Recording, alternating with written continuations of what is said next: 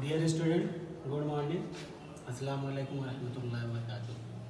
पिछले टर्म में मैंने आपको वाटर, रॉफेज और बैलेंस डाइट के बारे में बताया था, ठीक है। शायद वो समझ में आप लोगों को आ गया होगा। अब उसके बाद मुझे पहले ही चैप्टर फूड एंड न्यूट्रिशन के में डाइजेशन आपको पढ़ाना है, ठीक है। हेडिंग क्या है? डाइजेशन।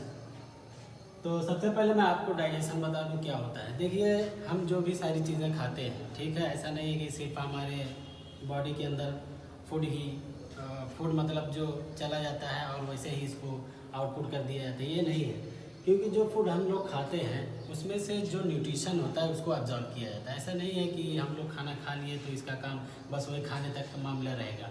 इसके उसमें हमारे शरीर के अंदर बहुत सारे जो आर्गन्स होते हैं, डाइजेस्टिव जो आर्गन्स होते हैं, वो आर्गन्स क्या करते हैं? डाइजेशन का काम करते हैं, ठीक है। यानी पाचन। डाइजेशन का मतलब होता है पाचन होता है, या उसको उर्दू में हम कहते हैं हाजमा, ठीक है। तो ये जो डाइजेशन होता है जब हम फूड को टेकअप करते हैं, ठीक है, जब हम फूड को टेकअप करते हैं तो ये क्या होता है, बड़े बड़े, क्योंकि फूड जो होता है उसमें बड़े बड़े लार्ज पार्टिकल्स होते हैं, फिर उसको क्या किया जाता है? छोटे छोटे टुकड़ों में यानी सिंपल फॉर्म में उसको तोड़ा जाता है, ठीक है। और तोड़ने के बाद उसमें का जो न्यूट्रिशन होता है उसको एब्जॉर्ब कर लिया जाता है सारे,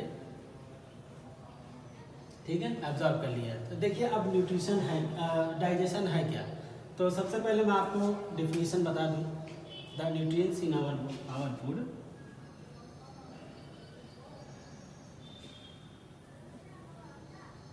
in our food is broken or broken down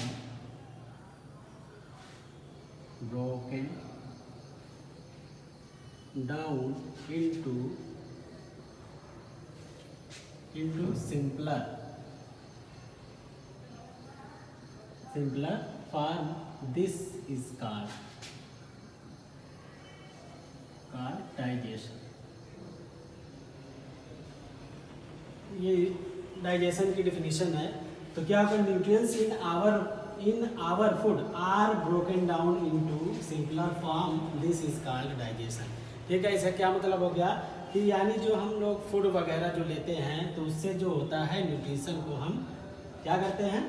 in our food are broken down into the simpler form. Nutrients, food में बहुत सारे न्यूट्रिएंट्स मौजूद। जब हम फूड खाते हैं तो उसमें बहुत सारे न्यूट्रिएंट्स होते हैं, और क्या होता है? फूड को ब्रोकन डाउन यानी छोटे छोटे टुकड़ों में किया, into broken down into simpler form यानी छोटे छोटे टुकड़ों में उसको कर दिया जाता है, और उसके बाद जो उसका न्यूट्रिशन होता है, जो न्यूट्रिएंट्स जो होता है उसको एब्जॉर्ब कर लिया जाता है। तो डाइजेशन होने के लिए बहुत सारे डाइजेस्टिव आर्गन्स हैं, ठीक है।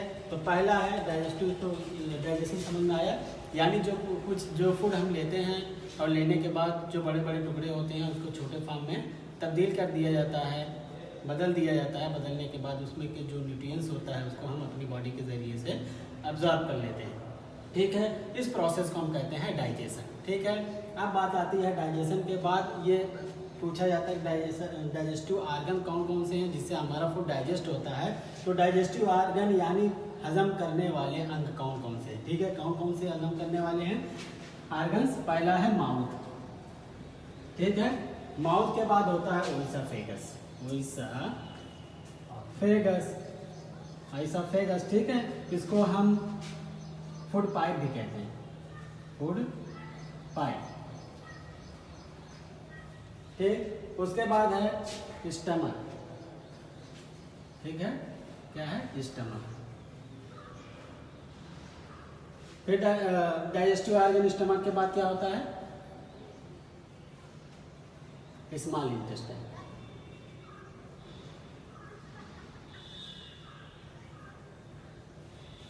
फिर लार्ज इंटेस्टाइन,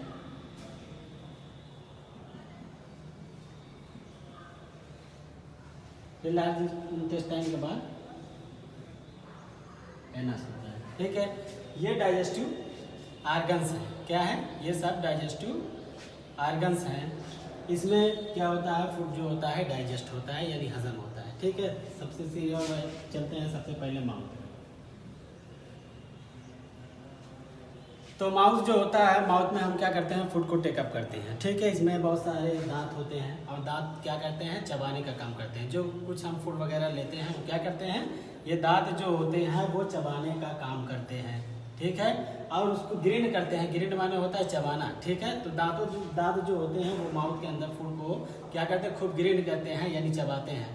अब वो खूब चबाते हैं, चबाने के बाद क्या होता है कि इसमें जो आपका माउथ है उसमें एक ग्लैंड पाई जाती है, ग्रंथि जिसको कहा जाता है, वो हिंदी में क्या कहते हैं उसको, सलेवरी ग्लैंड कहते हैं। क्या कहते हैं उसको, सलेवरी ग्लैंड। सलेवरी ग्लैंड से क्या सिक्रीट होता है, सलाइवा निकलता है। क्या होता है, सलाइवा निकलता है, ठीक है। जब आप लोग फूड खाते हैं, जब खाना खाते हैं, आप देखते होंगे बहुत सारे लार जो होते हैं, बहुत सारे लिक्विड फॉर्म में जो आपके माउथ में जो निकलता है, रिलीज होता है, वो क्या है, वही सलाइवा है। सलाइवा को हिंदी में कहा जाता है लार, ठीक है। वो लार जो निकलता है वो आपके माउथ से सलेवरी ग्लैंड से निकलता है, ठीक है।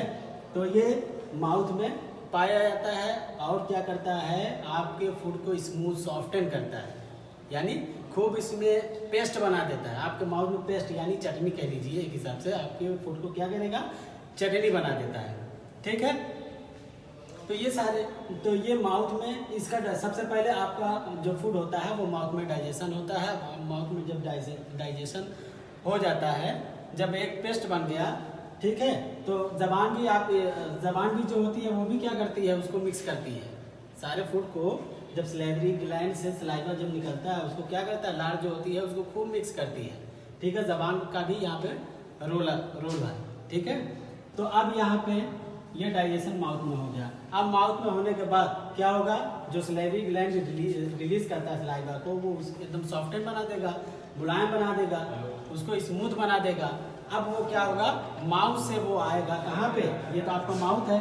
अब ये माउथ से होता हुआ कहाँ पे पहुँचेगा, ये फूड पाइप में। फूड पाइप से ही नाम से क्लियर हो जा रहा है, फूड पाइप यानी खाने वाली नली, ठीक है। अब यही आपका जो पेस्ट है वो कहाँ पे पहुँचेगा, कहाँ पे पहुँचता है, धीरे धीरे वो पेस्ट पहुँचेगा आपके फूड पाइप में, ठीक है। होता हुआ फूड पाइप में आएगा, ठीक है। उसके बाद फूड पाइप से क्या कहाँ जाएगा, तो the tongue helps the mix the saliva special juice the organ in and around the mouth produce a juice called the saliva, ठीक है। आपको सलाइवा तो बता दिया कि हाँ ये, अब ये पेस्ट जो होता है अब आता है यहाँ पे, होता हुआ कहाँ पे, स्टमक में आता है, ठीक है।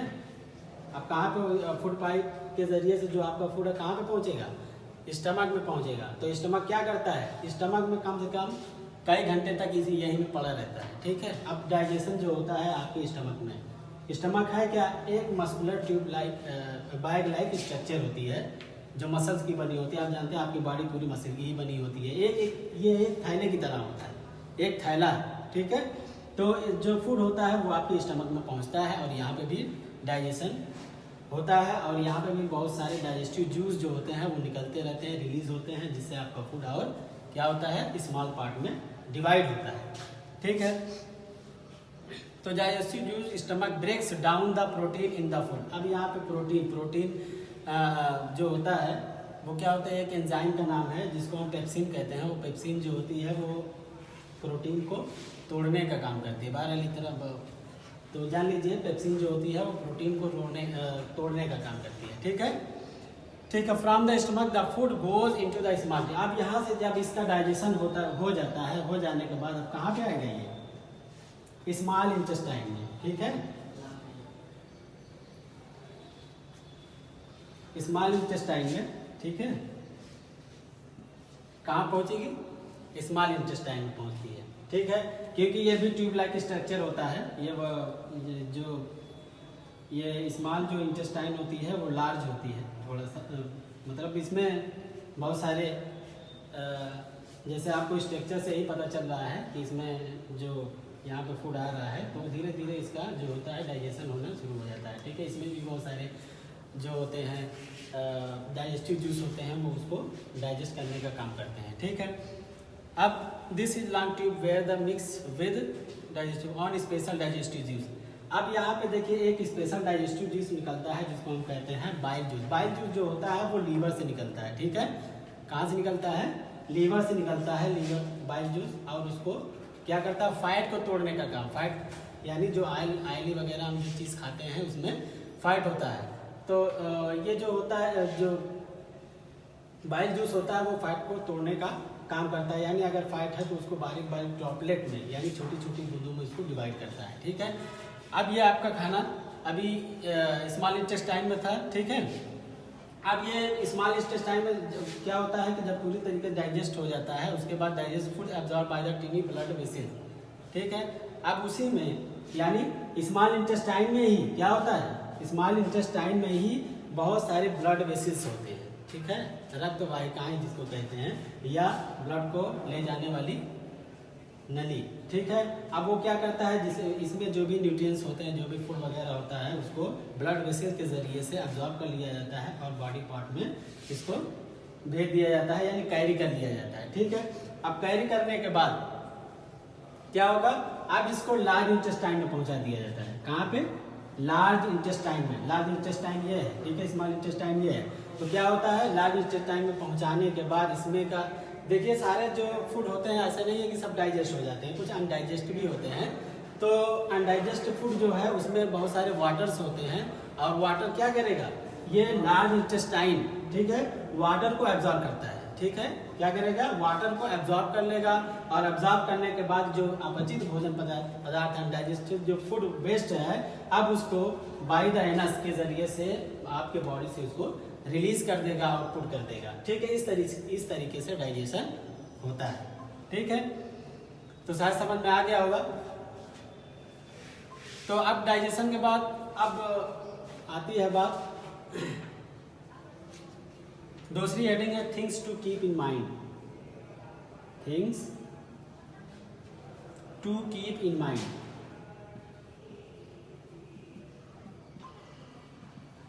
यानी अगर हम जो भोजन कर रहे हैं, यानी खाना जो हम खा रहे हैं, तो हम अपने माइंड, हम लोग कौन सी ऐसी बात जो है अपने दिमाग में रखें खाते वक्त, यानी जो भी खाना आप खाते हैं कौन सी ऐसी बात हमें दिमाग में रखनी चाहिए कि हमें कोई क्या है, डाइजेशन में कोई परेशानी ना हो। ठीक है, तो सबसे पहला जो है पॉइंट करके आपको इंडिकेट किया बताया गया है, वो है eat proper meal at a correct time. यानी आपका भोजन जो है वो हमेशा करेक्ट टाइम में, यानी सही समय में खाना चाहिए। यानी अगर आप 12 बजे या 1 बजे अगर आप खाना खा रहे हैं, तो 1 बजे 12 बजे तक आपको 12 बजे 1 बजे तक आपको खाना खा लेना। ऐसा नहीं है कि दोपहर का खाना जो आप 12 बजे या 1 बजे खाते हैं तो 4 बजे खाएं, या 5 बजे खाएं, 6 बजे खाएं। तो वो टाइम जो होना चाहिए एकदम करेक्ट होना चाहिए। यानी जो आपका टाइम है, अगर 12 बजे से 1 के बीच का जो खाने का टाइम हो वो उतना फिक्स होना चाहिए। ऐसा नहीं है कि हम कोई दूसरा टाइम ले लें, नहीं। ठीक है, दूसरा chew your food well. Chew माने होता है चबाना। ठीक है, च्युइंगम से बना हुआ, च्यू जैसे च्युइंगम होता है, आप कहते हैं चिलगम, वो च्युइंगम है। ठीक है, तो च्यू माने होता है चबाना। तो आप खाना खाइए तो खूब चबा के खाइए। ऐसा नहीं है कि आपके घर में बहुत सारे लजीज पकवान है और ज़बरदस्ती आप उठा करके क्या है उसको खाइए, जल्दी खाइए ताकि हम पाएं। ऐसा नहीं होना चाहिए, बल्कि उसको क्या है आराम से खाना चाहिए। ऐसा नहीं है बहुत तेज़ी से उसको जल्दी से चबा सकें, उसको जल्दी से डायरेक्टली हम क्या है उसको स्टमक में लें। ठीक है, और तीसरा point, eat in a clean place. अब साफ सफाई को बहुत ज़्यादा ध्यान दिया जाता है और होना भी चाहिए। ठीक है, तो हमेशा सफाई का ध्यान दीजिए। सबसे पहले हाथ धुल लीजिए, हाथ धुलने के बाद उसके बाद दस्तरखान पर बैठिए, बैठने के बाद तब उसको खाइए, उसके बाद खाने के बाद फिर अपने हाथ को धुल लीजिए। तो ये सारी चीज़ें होनी चाहिए। ठीक है, और दूसरा है डू नॉट ओवर ईट। बहुत सारे लोग होते हैं बहुत ज़्यादा भोजन कर लेते हैं, सोचते हैं कि हमको मिला है बहुत अच्छा तगड़ा खाना, लजीज पकवान बने हुए, और सोचते हैं कि एक ही टाइम में पूरा मार ले। तो ऐसा नहीं होना चाहिए, बल्कि वो क्या है, डू नॉट ओवर ईट, यानी बहुत ज़्यादा आपको खाना नहीं है। ठीक है, और चौथा पॉइंट है eat healthy balance meal, balance diet. या तो हेल्दी बैलेंस डाइट आपको बताया भी था। बैलेंस डाइट में क्या क्या होता है, आपको कार्बोहाइड्रेट की मात्रा कितनी लेनी है, फैट की मात्रा कितनी लेनी है, फ्रूट की मात्रा कितनी लेनी है, तो ये सारी चीज़ें मैंने आपको बता दिया था। तो बैलेंस डाइट आपका होना चाहिए। ठीक है, ऐसा भोजन लेना चाहिए जिसमें सारे न्यूट्रिएंट्स मौजूद हों। तो अगर ऐसा भोजन आप लेंगे तो कभी भी आप बीमार नहीं होंगे, आप हेल्दी रहेंगे। ठीक है, क्लीन योर माउथ तो वेल आफ्टर एवरी मील। ठीक है, आप जब खाना खाते हैं, खाना खाने के बाद आप क्या करिए, हाथ को धुलिए, उसके बाद आपके अपने माउथ को अच्छे तरीके से धुलिए। तो ये सारी चीज़ें होनी चाहिए, ठीक है। ऐसा नहीं है कि आपने मुंह हाथ को धुल लिया लेकिन माउथ को नहीं धुला, तो उसके लिए प्रॉब्लम हो सकती है, ठीक है। उसके बाद नेक्स्ट है ड्रिंक प्लेंटी ऑफ वाटर, यानी ज़्यादा से ज़्यादा पानी, कम से कम एक दिन में 8 से 10 गिलास होना चाहिए, ठीक है। ऐसा नहीं है कि एक गिलास पी लिए तो उसके वो हम आपके शरीर के लिए हो गया उतना, ठीक है। तो ये सारी चीज़ें हैं जो आपको खाते वक्त ये सब माइंड करनी चाहिए, ठीक है। ओके भाई, उसके बाद नेक्स्ट वीडियो में आपको फिर बताएंगे। Thank you.